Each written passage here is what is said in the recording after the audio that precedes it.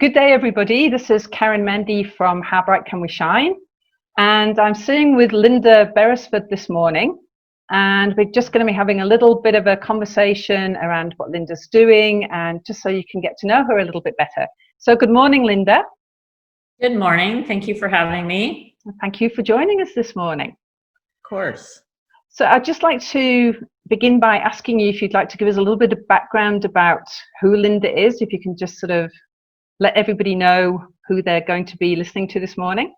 Who am I? Actually, I was thinking about that last night. Is a big question for me, and really is mostly why I started my blog a couple of years ago. But I really didn't have any idea who I was, and it wasn't. I was going through a divorce, and it wasn't just because of that. But I just sort of realized that I had not focused on me in a long time. I was raising kids and being a wife and just trying to keep everything together and not really focusing on who I am. So I think what I've discovered in the past couple of years, I am a independent woman who can think for herself, but who is also mindful and working at being mindful and thoughtful. And I care very much about my family, my friends, my people that have been very supportive to me, and I hope I am being supportive to them. So I'm kind of a work in progress, but that's where I stand right now. I love that. I think most of us can relate to that, a work in progress. Yes. I think that's sure what we all are, but thank you for sharing that. You've kind of covered a little bit, touched a little bit there on the next question I was going to ask you, which was around, I know we actually met on Instagram. Yes. With Becoming Linda. And so I don't know if you want to give us a little bit more background into that, how that actually did. I know you've touched on it, but how it started and what the purpose was behind that when you started. Yeah, I did kind of sidetrack and allude to that.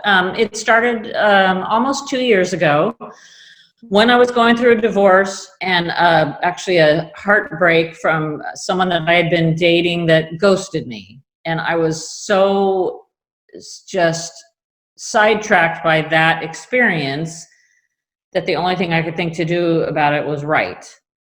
So, because I figured I'm probably not the only one that's ever experienced it. I'm certainly not the only one going through a divorce or heartbreak. And I love to write. So all those things were kind of churning inside me. And so I started a blog just to share my journey through what I was going through at that time. And that's sort of, I'm past that and post-divorce, but I'm still on a journey. I'm still becoming me. And so I still continue to write, but that's how it all began. Just putting it on paper was like therapy for me. I was going to say, where did that desire to write and get it put down? Was that something that was in you before that and it just came out? Like, is it something you've always done, or did it just come out during that process? I guess a little of both. I've always liked to write. I was an English major in college, so writing to me is not a chore. I love to do it. And it's always kind of felt like therapy, or I guess therapy is the best word, but I haven't done it I've done it through jobs in advertising or marketing, but I've never really done it. Well, I had never done it about myself in that personal and vulnerable. So I think I was walking with a friend one day and she said, "Why don't you start a blog?" So, and I like, okay, why not? So I went home and just kind of researched, how to get a blog set up. And so it just seemed sort of natural at the time. Okay. And like you're saying, the benefits for you, I guess it's like journaling, really, isn't it? The blogging is very similar to journaling. You're getting out what's inside of you. Yes. And then I would get comments, or people would text or email me from my child. I've reconnected with one of my very best friends from 7th grade, but we send Christmas cards to each other once a year, and now we talk on the phone all the time. And I just would hear from people that I knew, that I didn't know, that were like, "Oh, I totally understand what you're talking about," or "I had that happen," that's just the best. That is the best feedback or the best response. That just fuels me more than anything, to hear from someone where it resonates. And even people I don't know. It's like me. Yes. Exactly. Yeah, exactly. It's amazing. Okay, so I noticed what actually drew me to you in the first place was what you were doing at the end of 2019. That really kind of resonated with me when you took up the 30-day challenge, the 30 days of giving back. Yes. What prompted you to do that? And if you can maybe just share one or two things that you did during that time. Yeah. So I used to do a lot of charity work. I started a couple of charity groups, and because I wasn't a quote working mom, I did a lot of, I was involved with a lot of charities when my kids were younger, and my daughter has a disability. And so that kind of threw me into that whole world. But I sort of gotten out of it. And I happened to notice that week, in late October, I think, or November, that it was National Philanthropy Week. And then I saw it was National Philanthropy Day. So something was going on with philanthropy that week. And I just thought, okay, why not right now? I haven't done anything in a while. I want to get more involved. I want to share things that I find that I can do. So just right then I said, okay, I'm going to put it on Instagram. That'll hold me accountable, good or bad. And so I just decided to do hopefully do 30 straight days of giving back, really in any form. The only thing that disappointed me about it that I shared was that I didn't do enough physical involvement, and I was working at the time, so my hours were limited. So a lot of what I did was financial and not in huge amounts. But I think the things that I liked, I was thinking about that last night, so one of the things I did was on Thanksgiving, I went out to dinner with my boyfriend and his mom to a really nice restaurant, and it was pouring rain, really cold for California.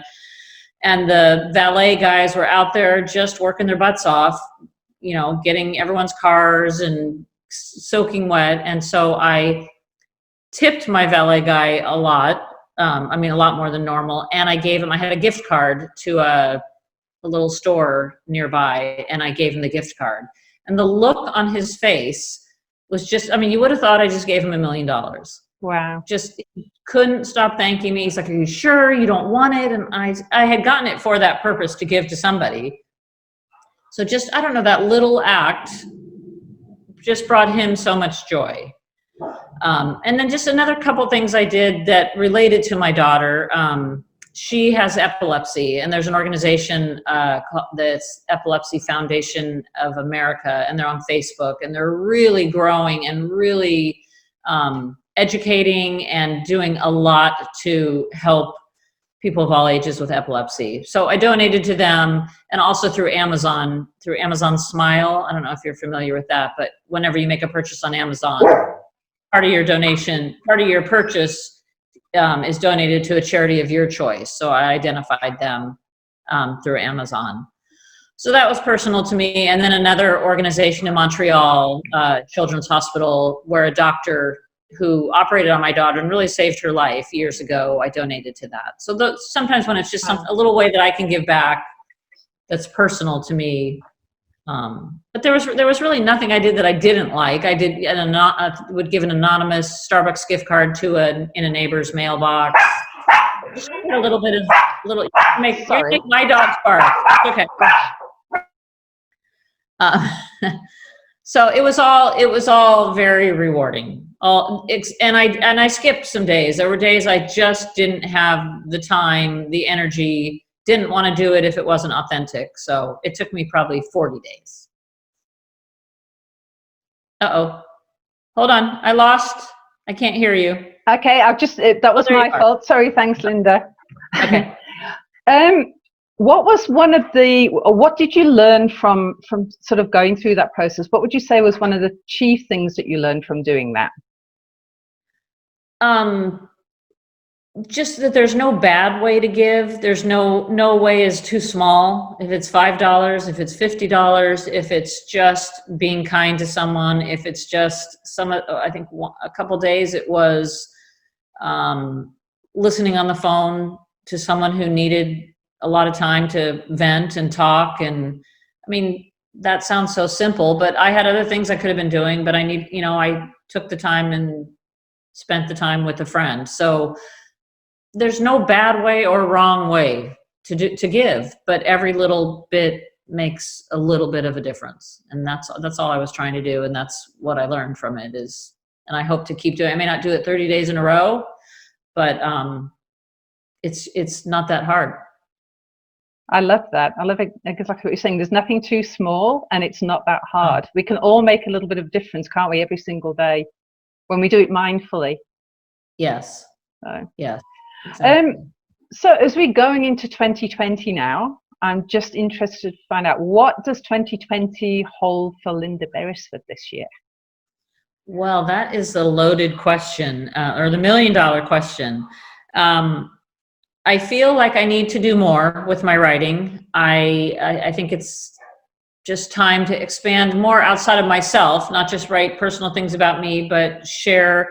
I sit around a lot of times. I'm in a book club with 11 other women, and we had book club a couple weeks ago, and no one read the book, so we didn't even talk about the book. But we ended up just talking about everything from,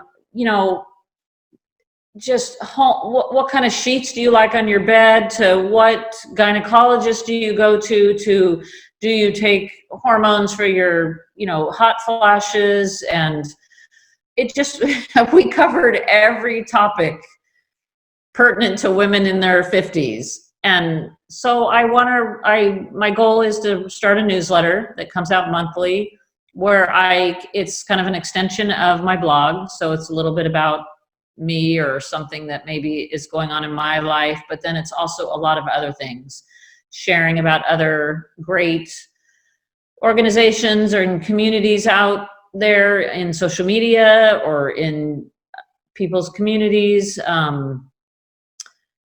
Just sharing articles that I come across articles daily, and I'm sure we all do, that are just wonderful stories about things that people are doing or a product, just whatever I come across, I want to share it.